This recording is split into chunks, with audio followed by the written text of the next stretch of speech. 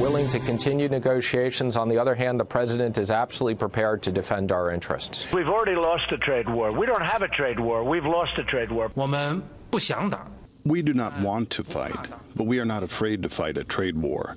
China will fight back for sure. China will respond in a new and comprehensive way. We're focused on the long-term economic principles. Let's be clear, the tariffs that we're talking about with China have not been implemented and are months away. So we may take a hit, and you know what? Ultimately, we're going to be much stronger for it.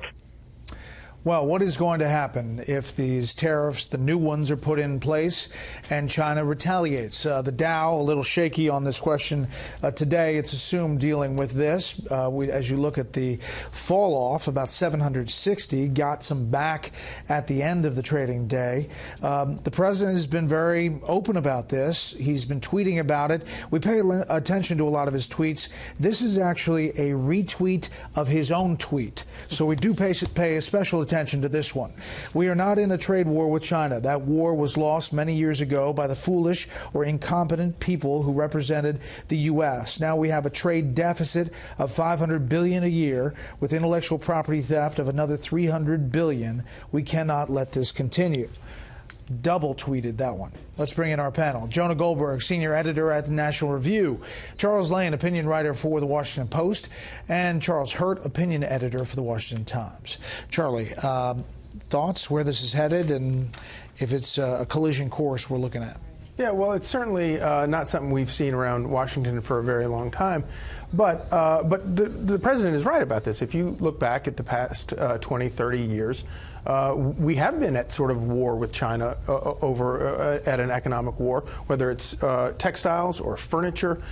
They steal, our intellectual property as well as our designs and things like that. They've been eating our lunch for a very long time, and it's something politicians in both parties have paid lip service to and campaigned on, trying to do something about. And this is a guy who, and we can all debate about whether this is the right way to do it, and we don't know whether he will succeed. But at the end of the day, this is something that he won an election promising to do something about. And obviously, no politician would ever embark on a fight like this a few months before a midterm election. But this guy is not a regular politician. Larry Kudlow, in his new job, has been talking about tariffs. Take a listen. Tariff hikes are prosperity killers. They always have been, and they always will be. If you lower tariffs and lower barriers and open markets and clearly follow the laws with respect to technology stealing, this will be good for everybody. My point is, tariffs enter the picture, negotiations enter the picture, the WTO enters the picture. You follow? And you've just got to walk through this process, and we'll see. Hopefully, this will have a very happy ending. You follow? This is a negotiation, he says, Chuck. And he'll be on Fox News Sunday this weekend. He's been on several shows, kind of laying this out, saying it's not a done deal yet. This is part of the negotiation. Well, what you heard Larry Kudlow saying there in a vague way was more or less the line of American industry itself, particularly the high-tech industries, who are very annoyed with China. They are getting hurt by China, but they fear a total blow-up. And what they're asking of the Trump administration is to treat the end game here as one in which the goal is to bring China back into WTO compliance, not what the president says, which is to get China to decrease its bilateral deficit with the United States. So, in a way, Larry Kudlow there is articulating the view of mainstream American business, but I'm not sure that is the view of the president. I think the president is fixated on the bilateral trade deficit. I think he feels that, in a way, we have the upper hand because since we import so more, we can put more tariffs on more stuff.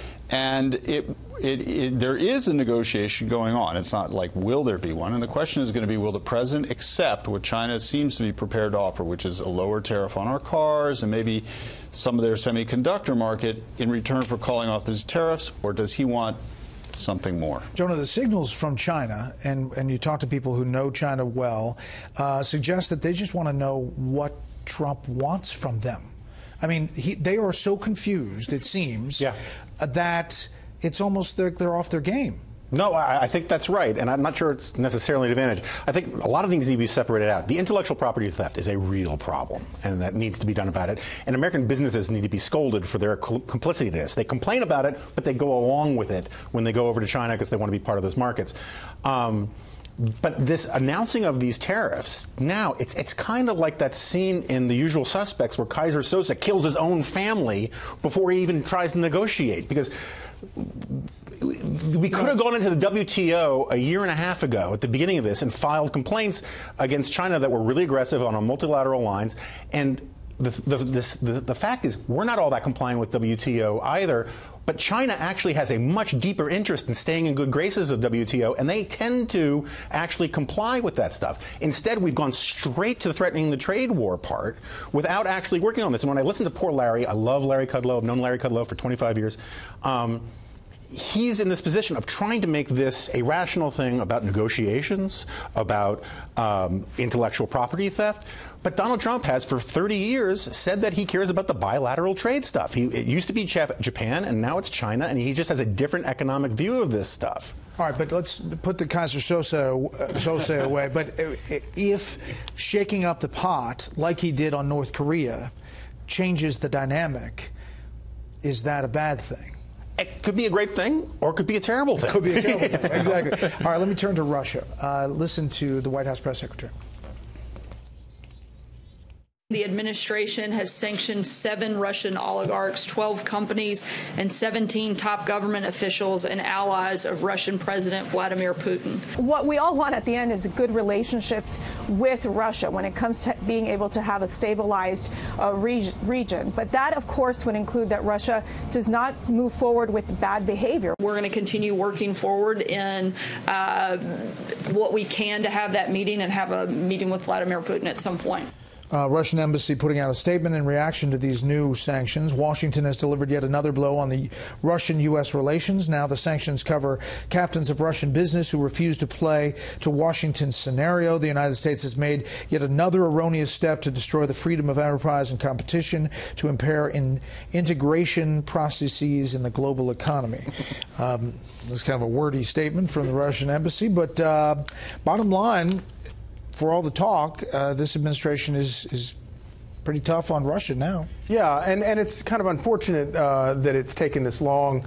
But I think that a big reason for that is that so early on, this whole issue about Russia meddling in the election became so hotly politicized, and it turned into a partisan thing where it really probably shouldn't have been nearly as partisan as it is. And quite frankly, I think the lion's share of the blame for that lies at people who have turned this Russia thing into where they're any way that they can smear Donald Trump.